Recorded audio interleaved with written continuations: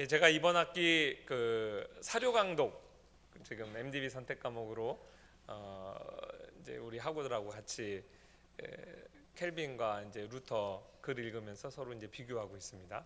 수업 시간에 이제 시간이 없어서 다루지는 못하고 있는데 저는 또 열심히 그 창세기 주에 비교하면서 읽고 있고요. 지금 섬기는 교회에서 이번 학기 이제 그 루터와 켈빈과 함께 읽는 창세기, 그래서 이제 성경 공부를 매주 인도를 하고 있어요. 덕분에 이제 이번 학기에는 루터 켈빈의 이제 창세기 주에 또 설교를 아주 많이 읽고 있습니다. 켈빈이 1559년 9월 4일부터일 겁니다. 9월 4일부터 이제 그 이듬해 5월 10일까지 창세기 강해를 1장부터 시작해서 이제 20장 7절까지 자그마치 97편의 강해 설교를 통해 설교를 했어요. 그 분량이 약 1700페이지 정도 되고요. 그 주석까지 합치면 한 2200페이지 정도 됩니다. 그러니까 그게 이제 창세기의 절반도 못 되는 분량인데, 만약에 전체 강해를 했으면 지금 계산을 하면 5년 정도 성경 강해를 하고 분량도 한 4000페이지 정도 나오지 않았을까 이제 생각을 하고요. 루터도 마치 약속이나 한 듯이 그 돌아가시기 전에 마지막 10년 동안 그 신학교에서 창세기를 강해합니다. 그 강해가 이제 이렇게 루터스 워크 그 볼륨 되게 두껍잖아요. 그게 8권 분량으로 나왔어요. 제가 이렇게 페이지를 대충 계산해 보니까 약 3200페이지 정도 됩니다. 그러니까 이제 이 종교개혁의 두 거장이 마지막 그 돌아가시기 전에 그렇게 창세기를 강의하고 가르치고 또 이제 설교를 했습니다. 켈빈이 노아에 관한 설교만 17편을 했고요. 루터도 노아에 관한 이제 성경 강해를 이제 한 200페이지 정도 분량으로 하고 있어요. 근데 이제 제가 그 현대 뭐 주석보다 그 종교개혁가들 그 주석을 읽으면서 은혜를 참 많이 받았어요. 이런 이야기를 이렇게 했구나. 그래서 이제 교회에서 창세기 이번 학기 성경 공부를 창세기 한 권 띄기로 했었는데 아예 몇 주 한 다음에 그냥 선언을 했습니다. 이게 그냥 피상적으로 넘어갈 게 아니고 조금 천천히 가자 해서 지금 이제 다음 주면 종강인데 아직 그 15장, 6장 거기가 있어요. 창세기 1, 2, 3 막 이렇게 나눠가야 될 것 같아요. 서론이 좀 길었습니다. 받은 은혜를 좀 여러분께 나누고자 원하고요.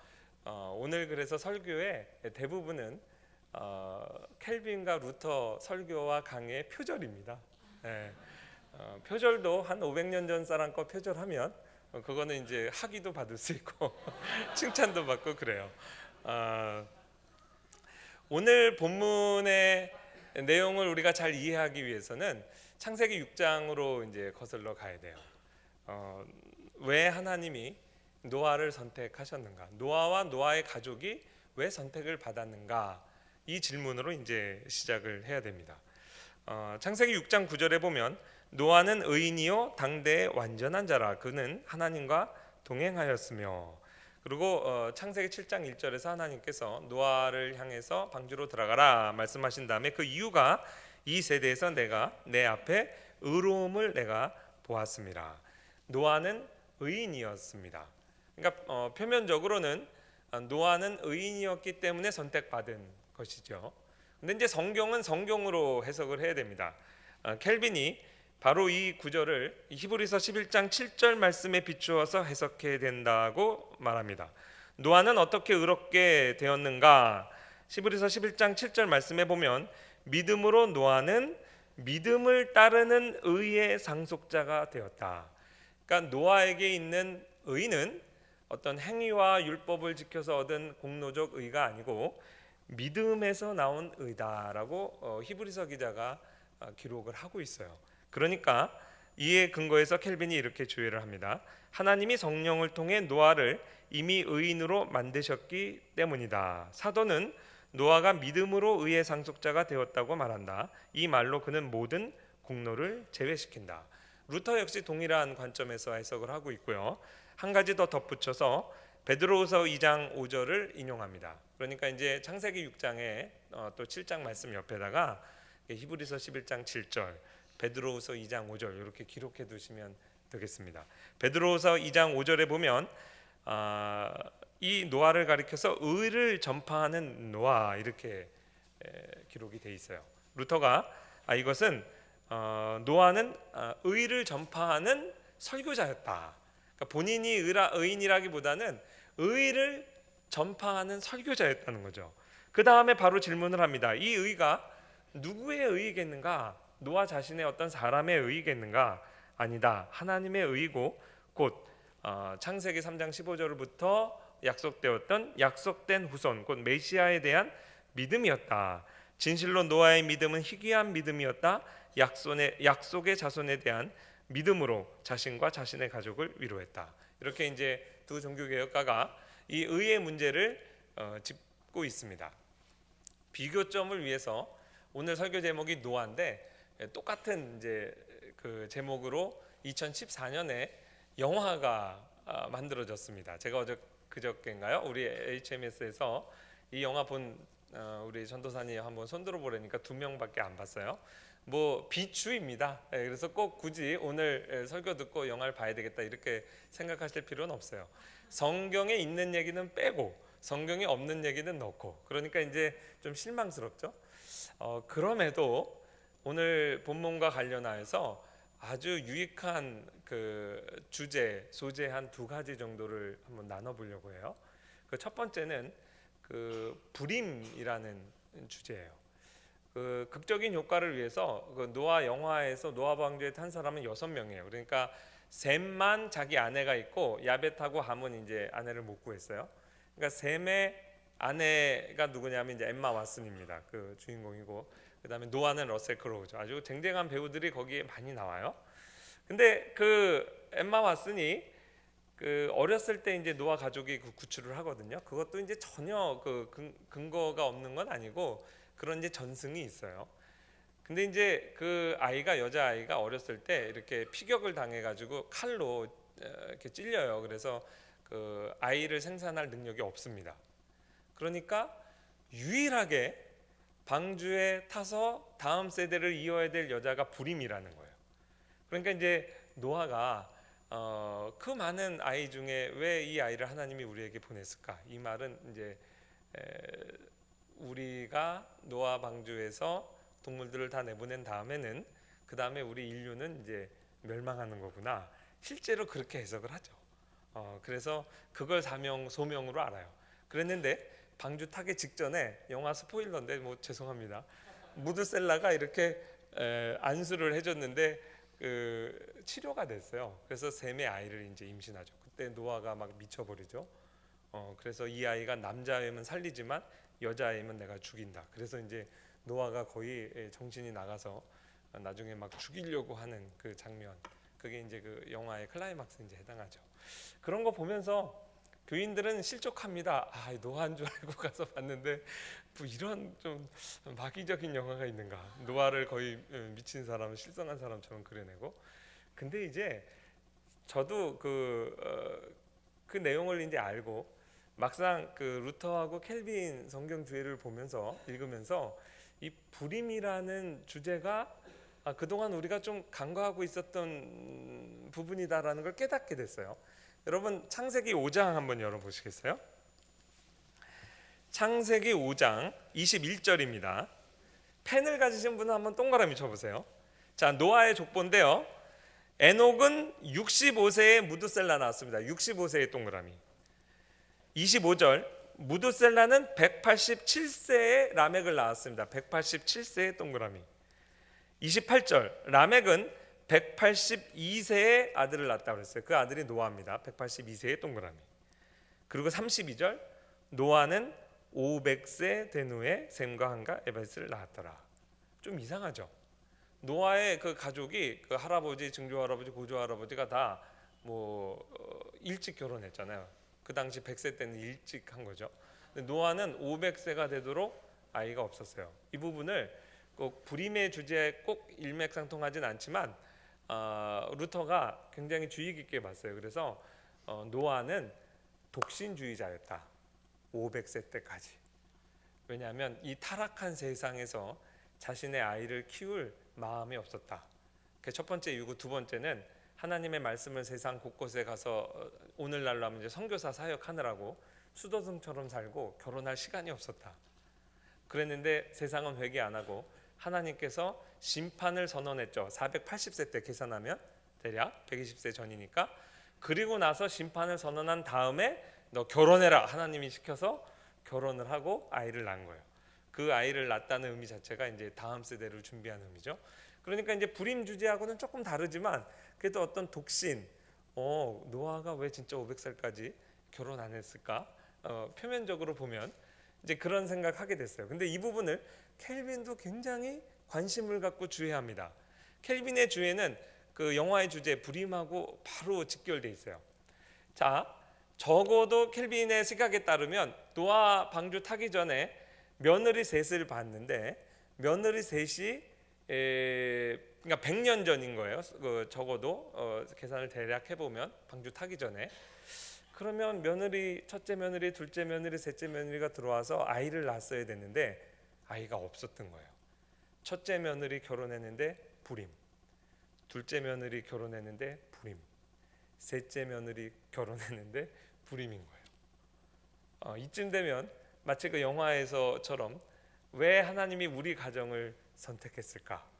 그 노아가 그런 방향으로 이렇게 인류의 멸망이구나 그런 식으로 이제 생각했다는 그 띠이 어떤 면에서는 이제 통하는 거죠. 자, 이 구절을 켈빈이 어디서 주의를 하냐면 아까 우리가 의미 있게 읽은 구절입니다. 6장 9절이죠. 이것이 노아의 족본이라 노아는 의인이요 당대의 완전한 자라. 한 절 전에 읽어보시겠어요? 바로 한 절 전에 그러나 노아는 여호와께 은혜를 입었더라. 노아가 의인이라는 선언 이전에 노아가 하나님으로부터 특별한 은혜를 입었다라는 것이 성경에 먼저 나옵니다. 그 순서도 중요하죠. 근데 그 은혜가 무엇이냐? 켈빈이 주의합니다. 불임의 은혜였다. 그러면서 이제 이거는 주석에 나오는 게 아니라 실제 설교에서 이렇게 얘기한 거예요.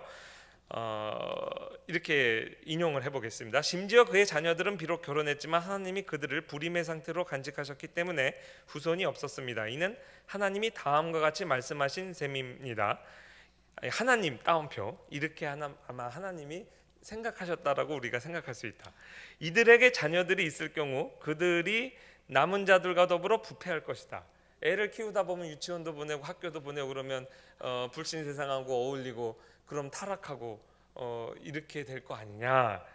따라서 이 집안의 순결을 보존되지 않고서는 어떤 씨를 간직할 방법이 내게 없다. 비록 부친이 늙고 노쇠했지만 그래도 내가 특별한 은혜로 그와 그의 자녀들을 받아주지 않으면 그들은 다른 이들과 더불어 타락할 것이다. 특별한 은혜가 불임의 은혜입니다. 그래서 심판이 임하기 전까지 아무 자손을 주지 않고 방주에서 나왔을 때 이제 하나님이 생육하고 번성하라 할 때 그때 태의 문을 열어서 이제 이 새 역사를 시작할 수 있었다는 거죠. 흥미롭죠. 저도 이걸 읽기 전까지 그 생각을 이렇게 안 해봤었거든요. 근데 그 노아의 의를 그래서 이제 어떻게 해석할 것이냐와 아주 밀접하게 관련이 있는 거예요. 그러니까 노아는 본질적으로 우리랑 다른 의인이 아닌 거죠. 그냥 환경에 의해서 얼마든지 감염될 수 있고 오염될 수 있고 부패성을 가질 수 있고 그 자녀들도 마찬가지고 종교개혁자들이 이제 그 생각을 한 겁니다. 두 번째 이제 지금 창세기 5장 6장을 살펴봤고요. 7장과 8장의 이제 대표적인 내용을 한 가지씩만 좀 살펴보겠습니다. 노아 방주의 이제 복음적인 의미인데요. 노아 방주는 교회를 상징하는 하나의 예표적 모형으로 누구나 이제 해석을 하고 있습니다. 근데 참 우리 칼빈 목사님이 통찰력 있다라는 생각을 했어요. 실제 설교에서 노아 방주 그러니까 창세기 7장 1절 주예요. 주예가 아니라 이제 설교입니다. 그 본문 설교인데 방주 안으로 들어가라는 하나님의 명령이 곧 무슨 명령이냐면 무덤으로 들어가라는 명령과 똑같다. 그래서 켈빈이 그려내는 노아 방주는요 무덤입니다. 그러면서 이런 얘기를 해요. 우리는 명백히 노아가 방주 안으로 들어간 것이 마치 삶을 버리고 죽음으로 나아간 것과 같다고 말할 수 있습니다. 방주란 공기도 없고 달이나 태양도 없고 지상생활의 모든 도움과 수단이 없는 상태로 밀폐된 선박입니다. 그러니까 언제 생각하면 또 그렇죠. 그게 성경의 기록만 보면 이제 창문 하나 뚫렸는데 설마 창문 하나로 환기가 됐을까 해서 이제 노아 방주를 이렇게 복원하고 하는 분들이 다 창문들을 이렇게 만들죠.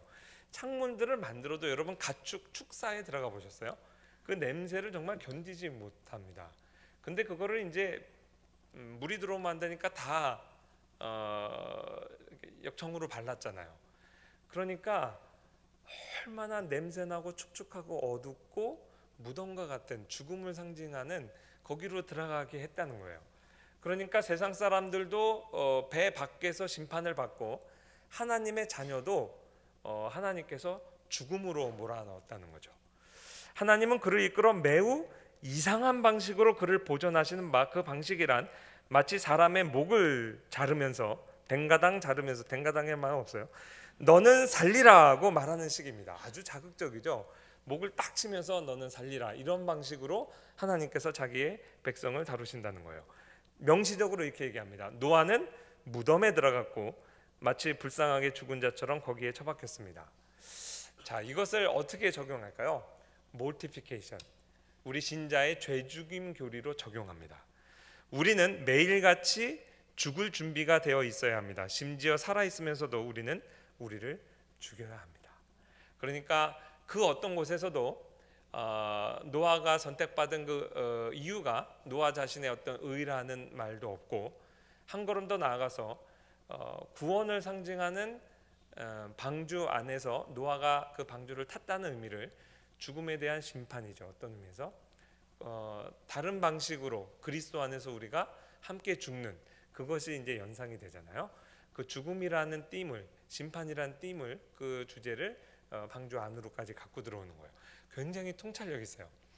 그리고 이제 8장으로 넘어가면 루터가 굉장히 흥미로운 주제를 하는데요. 제가 이 말을 하고 나면 이제 천국 가서 루터 목사님께 좀 야단 맞을 것 같은데, 35년부터 45년 정도 되면 이제 루터의 신학이 성숙해서요.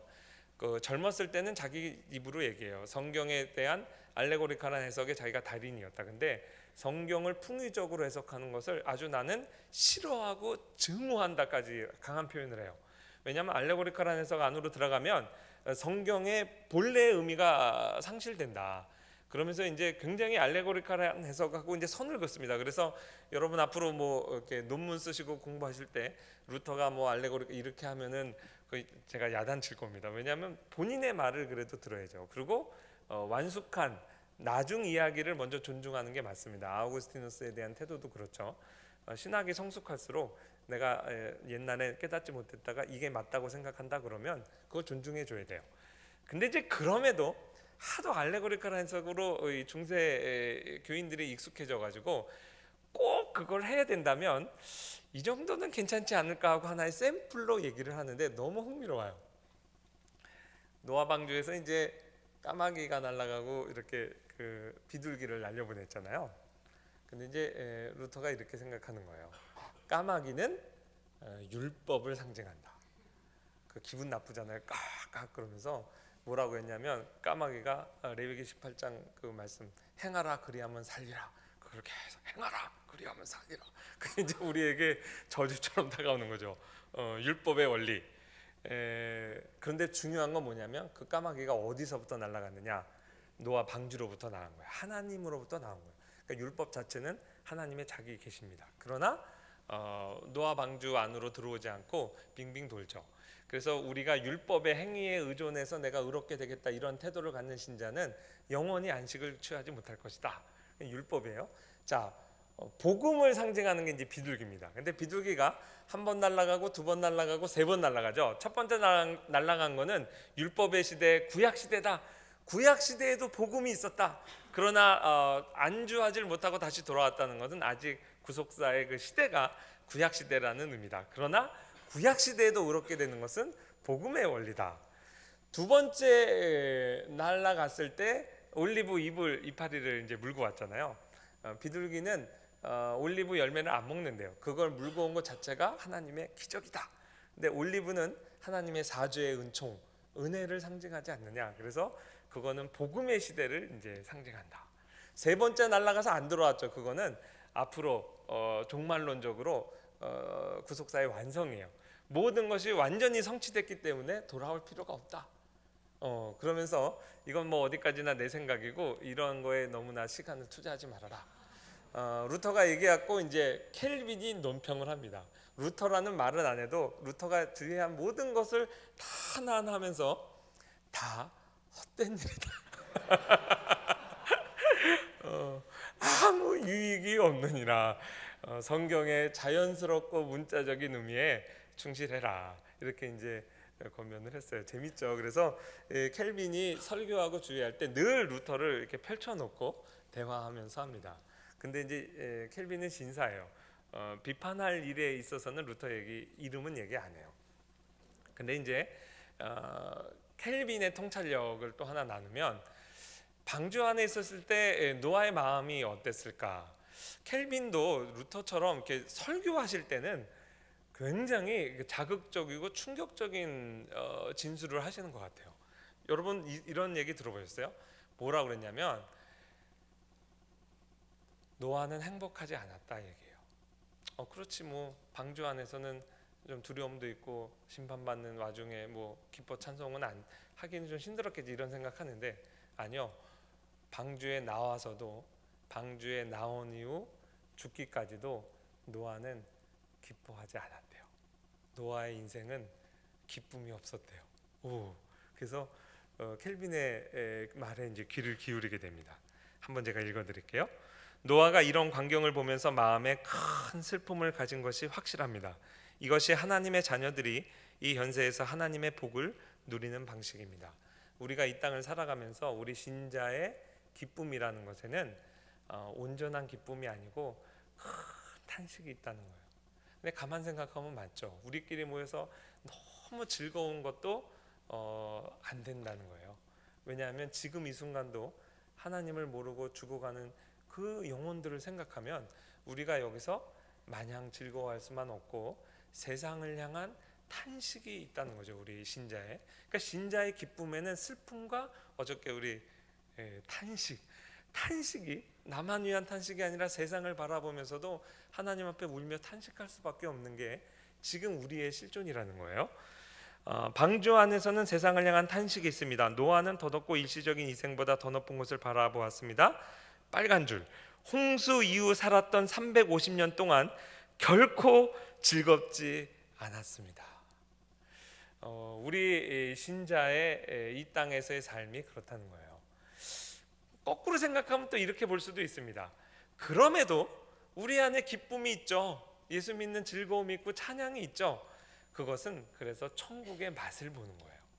천국의 맛만 보는 것도 이렇게 기쁜데 온전한 기쁨으로 우리를 채워주실 새하늘과 새 땅의 기쁨을 생각하면 그때는 얼마나 즐거울까요? 우리가 이제 역으로 또 이렇게 생각할 수도 있는 겁니다. 자, 지금까지 창세기 5장, 6장, 7장, 8장을 거쳐서 오늘 지금 본문에 이제 이르렀어요. 이 배경을 가지고 본문을 읽으면 본문의 의미가 조금 더 명확하게 드러납니다. 노아가 그 저주성 예언을 하잖아요. 근데 일단 노아의 탄식으로 규정합니다. 루터의 주에든 이제 켈빈의 주에든 그래요. 노아가 탄식하는 이유는 도대체 내가 살아야 될 이유가 뭐냐? 도대체 우리가 홍수 심판으로부터 구원받은 의미가 뭐냐? 그 의미의 문제고요. 굉장히 실존적인 문제예요. 제가 아까 그 2014년 노아라는 영화에서 건질 것이 별로 없는데 두 가지가 중요한 소재 화두를 던졌다고 그랬죠. 그 두 번째 화두입니다. 그냥 영화에선 쑥 지나가서 사람들이 눈치를 잘 못 채칠 수도 있는데 보이지 않게 그게 영화를 움직여가는 큰 주제예요. 그게 오늘 제가 설교 제목으로 할까 하다가 그냥 노아 그랬는데 노아의 의에 관한 문제입니다. 노아가 그래서 하나님이 인류를 멸망시키려고 다음 세대에는 인류만 빠지고 지상천국으로 만들려고 환경 우상론자의 거의 보호론을 넘어서 그 사명으로 자기가 이제 부름받았다 생각하는 거죠. 그러니까 우리 며느리도 다 그냥 불임이고 우리는 이제 여기서 우리 사명하고 조용히 무대에서 빠져주면 되는. 이게 우울하잖아요. 그러니까 이제 노아의 아내가 열심히 노아가 그 방주 만들고 있는데 와가지고 당신 도대체 왜 그러냐라고 얘기하는 거예요. 세상 사람 너무 악하다고 생각하지 말고 우리 아이들 봐라, 얼마나 천사 같고 착하냐, 셈의 로열티 얼마나 충성스럽냐, 그 다음에 함의 인테그리티 얼마나 진실하냐, 그 다음에 우리 야벳이 얼마나 카인드니스, 얼마나 친절하냐. 그렇게 이제 얘기를 하니까 노아의 그 대답이 너무 제가 충격을 받아가지고 그 무비 스크립트를 찾아서 이제 그 우리 자막이 조금 미흡해가지고 그냥 원래 대사가 뭐였나 이렇게 확인을 했어요. 그랬더니 이렇게 얘기합니다. 노아가 샘은 blinded by desire, 그러니까 완전히 그때 그 엠마 왓슨하고 사랑에 빠져가지고 그렇게 연애하고 있었거든요. 완전히 그 육적인 정욕에 빠져가지고 눈이 멀었다. 그리고 함은 걔는 너무 코베티어스, 아주 탐욕적이다. 그 다음에 야벳, 거기서 이제 어리게 나와서 어린애가 뭐 노는 거 좋아하죠. 걔는 오로지 세상을 즐거움 때문에만 살려고 그런다. 그냥 즐거움만 추구한다. 그리고 What about you? 당신은 어떠냐? 당신은 자식을 위해서라면 도덕적 판단하지 않고 이게 옳고 그르든 무엇이든 할 거 아니냐? 나는 어떠냐? 나도 전혀 다른 사람하고 다르지가 않다. What if 우리 아이들을 누가 죽인다고 생각해봐라. 그러면 그 사람 우리가 죽여버리지 않겠냐? 우리 안에도 방주 밖에 있는 저 세상 사람들의 그 세상 사람들의 폭력성 우리에게도 그대로 있다. 결론은 뭐냐면 우리는 의롭지 않다. 우리는 셀피시하다. 이기적이어서 우리는 남들과 다르다고 생각한다. 그러니까 우리 의롭지 않다는 거예요. 그래서 어떻게 하냐? 우리는 하나님이 맡겨주신 이 사명하고 나면 이들이 심판받아 죽는 것처럼 우리도 똑같이 죽을 거다. 야, 이게요 어떻게 보면은 반쪽짜리 복음이에요. 거기까지 간 건 잘한 거예요. 우리가 구원받을 만한 그런 의가 나와 우리 가족에게 없다는 거죠. 그래서 어떻게 잘못된 추론을 하냐면 그냥 우린 망해야 된다 이렇게 된 거예요. 그러니까 이 영화에서 빠진 건 뭘까요? 그리스도가 빠진 겁니다. 그러므로 노아의 그 스토리 안에서 이 세상 영화의 결론과 정반대 방향으로 가는 것은, 그러므로 우리 안에 나를 구원할 만한 의가 없기 때문에 우리는 그리스도의 의를 붙잡아야 된다. 하나님의 의에 우리의 소망이 있다라는 메시지가 성경의 메시지에 분명히 있겠죠. 그것이 오늘 본문의 내용이라는 거예요. 일단 오늘 사건의 중대성에 대해서 루터가 이렇게 얘기해요. 사실 노아가 거의 가장이죠. 한 나라의 왕이나 마찬가지죠. 새 역사를 창조하는, 어떻게 보면 아담과 같은 위치에 있는 사람 아니겠어요? 얼마나 할 일이 많았겠어요. 게다가 아주 통찰력 있는 얘기도 많이 해요. 가인이 아벨 죽였을 때는 가인을 잡아 죽여라 하나님이 안 그랬는데 지금부터는 살인한 자 잡아 죽여라, 그 말이 정부를 세우는 것이라 얘기해요. 칼의 권세를 주는 거예요. 그러니까 일종의 정부도 조직해야 되죠. 법 체제를 마련해야 되죠. 얼마나 노아가 바빴겠냐. 그러나 성경은 이 사건 하나를 기록하는 거예요. 그만큼 중요한 사건이에요. 그러니까 그냥 어쩌다가 술 먹고 취해가지고 실수로 자기 자녀 저주하고 이런 에피소드가 아니라는 거예요. 루터도 켈빈도 이것은 노아의 공적, 교회의 공적 행위였다라고 이제 동의를 하고 있어요. 그런데 노아의 입장에서 생각하면, 영화에서는 너무 일찍 그 이야기를 노아의 입에서 얘기했지만 성경에서는 노아가 이 세상이 죄 때문에 망했다면 지금부터 이제 새 역사를 써야 되잖아요. 새 역사는 당연히 의의 역사가 돼야 되겠죠. 의의 역사가 돼야 되겠다는 사명감이 없었을까요? 그것 때문에 우리가 심판으로부터 면제받고 이렇게 구원받고 새 역사를, 인류의 역사를 쓰는 거 아니냐. 그런데 뭐 10세대 100세대 지나서 죄가 나온 것도 아니고 노아가 자기 몸에서 나온 함의 모습 안에서 죄의 바이러스를 본 거예요. 세상에 좀비 바이러스가 퍼져가지고 어떻게 해서든 감염 안 된 사람을 따로 격리해가지고 겨우 인류의 99%가 감염돼서 다 망하고, 이제 감염 안 된 그 딱 한 가정으로 새로운 역사를 쓰자 이렇게 됐는데, 가만 봤더니 좀비 바이러스가 노아 방주에 탔던 거야. 자기 바로 몸에서 나온 1세대에서 똑같이 죄 때문에 멸망당한, 하나님의 심판을 초래한 그 죄의 바이러스를 본 거죠. 실존적으로 얼마나 노아가 낭망했겠어요. 이러려고 내가 방주 만들었나? 지난 진짜 120년의 모든 역사가 무슨 의미가 있는가?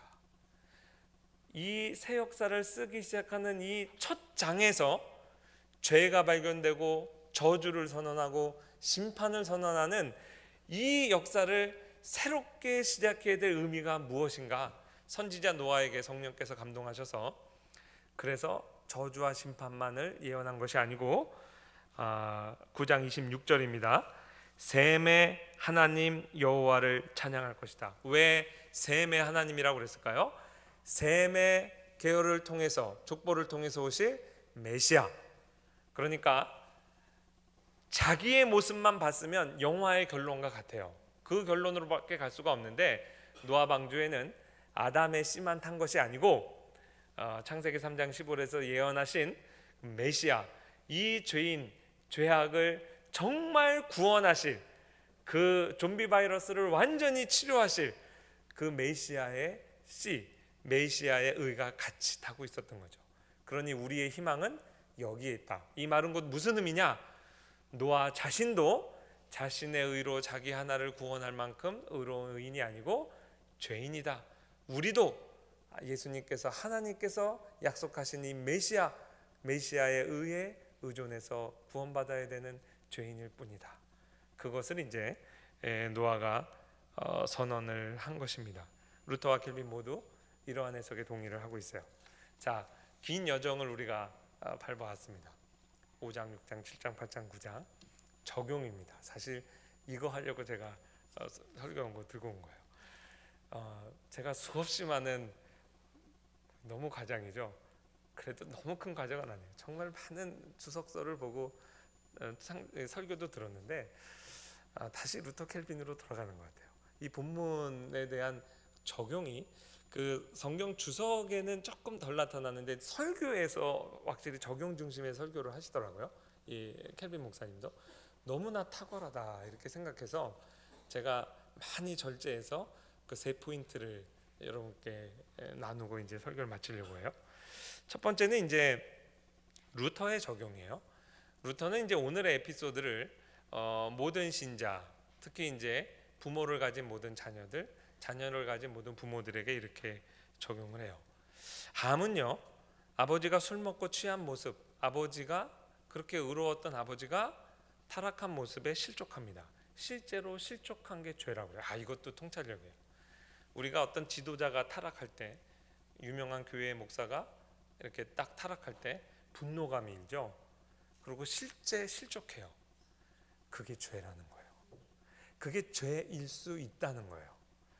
어떤 면에서 내가 난 너무 실족했어, 어떻게 사람이 그럴 수 있어 라는 말의 동기가 자기 자신은 그 사람보다 의롭고 거룩하고 경건하다는 것이 전제가 되는 실족이라면 그게 죄라는 거예요. 그게 함의 죄라는 거예요.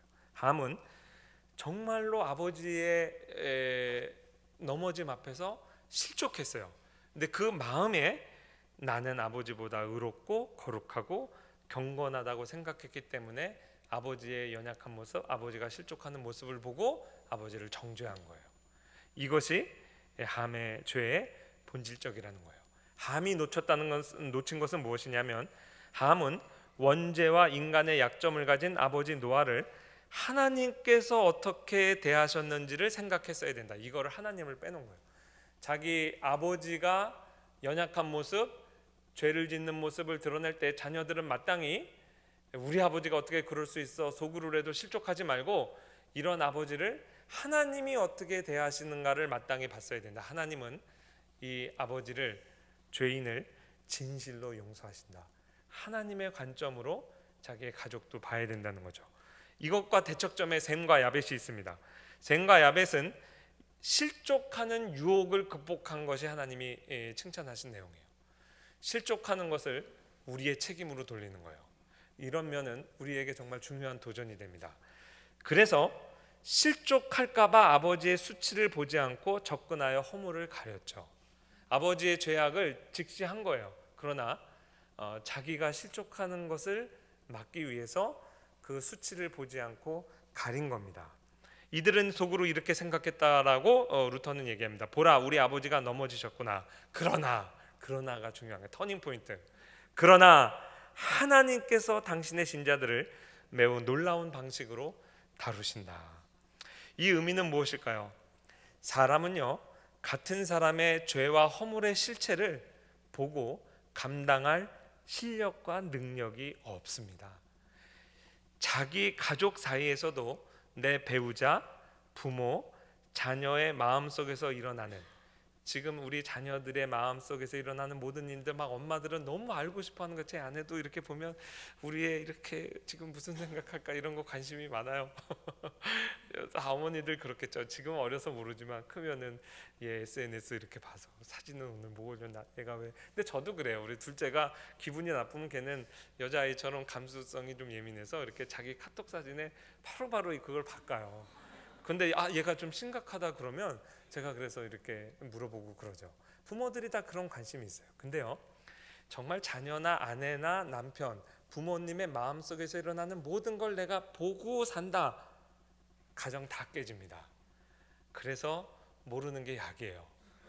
우리 인간은요, 사람의 허물을 직시하고 그것을 감당해낼 실력이 안 됩니다. 오로지 예수님 아니시면 마음속 깊은 곳에 있는 것들을 다 우리는 감당하지 못하죠. 그러니까 이 셈과 야벳의 행동에서 우리가 교훈을 얻을 수 있는 거예요. 부모의 너무 사랑하니까 그 부모의 상처, 부모의 과거가 내가 감당하지 못할 것 같으면 그거를 덮는 겁니다. 근데 이 행위를 하나님 앞에서의 행위라고 루터는 주의를 하고 있어요. 이것이 셈과 야벳, 아비의 허물을 덮는 그 행동을 하나님께서 예배의 행위로 받으셨다, 순종의 행위로 받으셨다. 여러분, 너무 부모님한테 한을 품지 마세요. 왜 그러세요? 오늘 저와 여러분에게 주는 교훈이에요. 부모의 허물이 밝혀지잖아요. 우리 특히 목사, 저같이 목사 아들인 경우에 강단에서 저렇게 선포하시는데 집에서의 삶이 다르다. 그거 왜 실족을 하냐고. 너는 아버지보다 낫냐고. 그것을 덮으시면 됩니다. 하나님이 그럼에도 우리 아버지를 목사로 일평생 그렇게 사용하신다면 내가 뭐길래 하나님보다 아버지를 위해서 판단할 수 있겠나. 그리고 덮으시기 바래요. 그러면 하나님께서 그걸 기뻐하신다 그랬어요. 몰라요. 루터 목사님 그렇게 주의했는데 가슴에 와닿더라고요. 자, 켈빈이 이거에 이어서 저와 여러분을 위해서 적용하고 회중을 위해서 적용합니다. 오늘의 사건을 사역자를 위한 적용, 회중을 위한 적용. 소제목을 붙이면 우리는 노아의 칸스탄스, 이거를 이제 박건택 교수님은 꿋꿋함 이렇게 번역하셨는데 놀라운 총탄력 있는 번역이에요. 조금 이제 그 사전적인 더 정의로 하면 노아의 설교자로서의 지조, 설교자로서의 일관성. 근데 내용을 막상 읽으면 정확히 이렇게 번역해야 돼요. 내용상 노아의 설교자로서의 뻔뻔한 일관성. 제가 읽어드립니다. 우리는 노아에게 있는 이 꿋꿋함을 응시해야 합니다. 이거는 이제 한글로 이미 번역돼 있어서 여러분에게도 이제 추천해요. 그 적어도 1장부터 11장까지 한 850페이지 정도 됐는데 그게 한글로 번역됐거든요. 하나님이 자신의 말씀을 맡기는 모든 종들이 가져야 할 그런 꿋꿋함 말입니다. 이것이 강조되어야 하는 이유는 하나님의 말씀을 전하는 자들에게 결함과 악덕이 없는 것이 아니기 때문입니다. 비록 그들이 다른 이들에게 길을 제시하고 입으로뿐만 아니라 말한 바를 삶으로 확인해 주어야 하지만 그럼에도 이들은 아무런 결함도 없는 천사들이 아닙니다. 하나님의 말씀을 전하는 사람이 자신이 어떤 결함에 굴복하고 심지어 여러 가지로 걸리는 게 있음을 안 다음에 이것을 알고 나서 그가 자신의 설교 의무를 게을리하고 모든 용기를 잃는다면 그가 저지르는 죄는 이렇게 저렇게 범죄한 것보다 더 클 것입니다. 제가 조금 더 부드럽게 번역하기 위해서 조금 좀 추가를 했어요. 자, 잘 들어보세요. 왜입니까? 내가 설교단에 오르면서 내가 누군지를 바라본다면 유감이지만 나는 하나님이 요구하시는 그런 완전함으로 말씀을 전할 수 없을 것이고 나와 다른 여러 사람들을 권면할 수 없을 겁니다. 아무튼 우리 모두는 우리의 오물에 빠져 있을 겁니다. 그러므로 그럼에도 하나님의 법은, 하나님의 말씀은 통째로 남아 있어야 하며 이 하나님의 말씀, 하나님의 법이 설교자의 연약함에 따라서 선포돼서는 안 됩니다. 쉽게 예를 들면 내가 부모에게 효도하라 이거를 설교하고 싶은데 나의 실체를 보니까 나 같은 불효자가 없어. 아야, 이건 내가 설교를 못하지, 이건 넘어가. 이것처럼 큰 죄가 없다는 거예요. 나의 연약함에 맞춤형 설교하지 말라는 거예요. 내가 비록 도덕적으로 실패를 했어도 하나님의 말씀은 통째로 선포돼야 되는 거예요. 이게 설교자에게 맡기신 하나님의 소명이에요. 그러면 나의 실체를 본 그 겸손은 어떻게 적용하느냐? 그거는 나처럼 못난 연약한 신자들을 긍휼히 여기고 자기와 같이 실패하고 초라한 사람들에 대해서 하나님의 말씀을 갖고 권면하고 포기하지 않는 그것으로 적용을 해야지, 말씀 선포 자체를 축소시키면 절대로 안 된다. 저와 여러분에게 도전하시는 아주 엄중한 적용이죠. 똑같은 엄중함으로 회중에게 이렇게 켈빈 목사님이 도전하고 있어요. 그러니까 이 부분은 잘 들으셨다가 메모하셔서 여러분 설교 중에 인용하세요. 왜냐하면 여러분의 설교를 듣는 회중이 꼭 알아야 되는 내용이에요. 모든 이들은 설교 듣는 법이에요. 모든 이들은 자신들에게 설교하는 자들이 그들에게 요구되는 만큼 그렇게 완전하지 못할 때에도 매우 겸손하게 이 교훈을 받아들이는 법을 배워야 합니다. 왜냐하면 이것이 설교자의 불완전함이 하나님이 비방받아야 할 이유가 아니기 때문입니다. 설교자들이 천사가 아니고 이들에게서 이들이 가져야 할 마땅한 거룩함이 없다 해서 이들의 악덕이 하나님과 그의 말씀의 존엄에 해를 가야 될까요? 이렇게 이제 질문하는 거죠. 그렇지 않아요. 이것을 우리는 저 설교자는 나보다도 못하네, 그런데도 그가 다른 이들에게 설교를 해? 왜 그 자신에게서부터 시작하지 않나? 이렇게 회중은 말할 계기로 삼아선 안 됩니다. 물론 우리가 거룩한 직분을 욕보이는 자들을 비난하기 위해 이처럼 말할 수 있는 것은 사실입니다. 하지만 동시에 하나님 말씀은 언제나 통용되고 있으며 우리는 이론의 여지 없이 그 하나님의 말씀을 그대로 수용해야 한다고 결론지어야 합니다. 그렇지 않다면 노아의 오늘 이 본문의 이 예언은 한낱 우화에 불과하고 오늘날 우리는 그것을 전혀 고려하지 않을 것이기 때문입니다. 이렇게 술 취한 모습, 자기의 수치를 하나님이 아들에게까지 노출시켜서 수치를 드러내셨을지언정 나 좀 자숙하는 시간이 필요해, 이렇게 안 그러고 바로 그 자리에서 당당하게 하나님께서 주시는 예언을 선포한 거예요. 저에게, 여러분에게 하나님이 그것을 요구하고 또 회중에게는 그거 감안하고 그럼에도 선포되는 하나님의 말씀에 온전히 아멘으로 응답할 것을 하나님께서 요구하신 것이죠. 제가 이 적용 부분이 너무 좋아서 적용만 갖고 사실 설교를 할 수도 있겠다 생각해서 적용에 아주 예외적으로 설교 제목을 붙였어요. 그게 뭐냐면 의가 없는 자라도. 그게 찬송가 494장 만세반석 열리니의 3절 가사예요. 빈솔 들고 앞에가 십자가를 붙드네 의가 없는 자라도 도와주신 바라고 생명샘에 나가니 나를 씻어주소서. 도치법이죠. 논리적인 순서는요, 그 두 번째 그 라인이 행이 먼저 와야 돼요. 자, 빈솔 들고 앞에가 십자가를 붙드네 밑이 의가 없는 자라도 도와주신 바라고.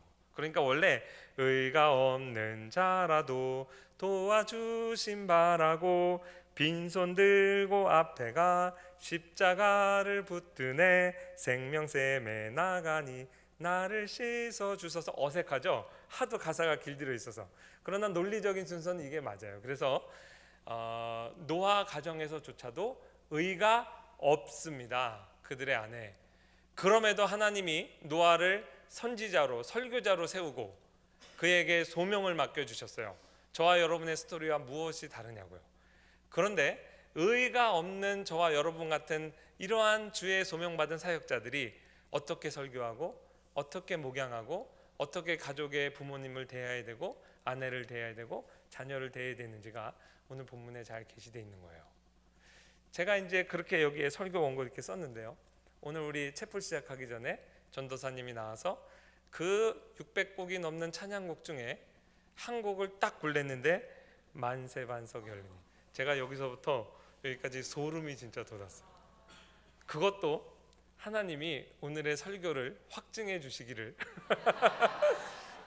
시간이 조금 이르다고 생각했는지 3절 다시 부르겠습니다. 빈설도 기억하시죠?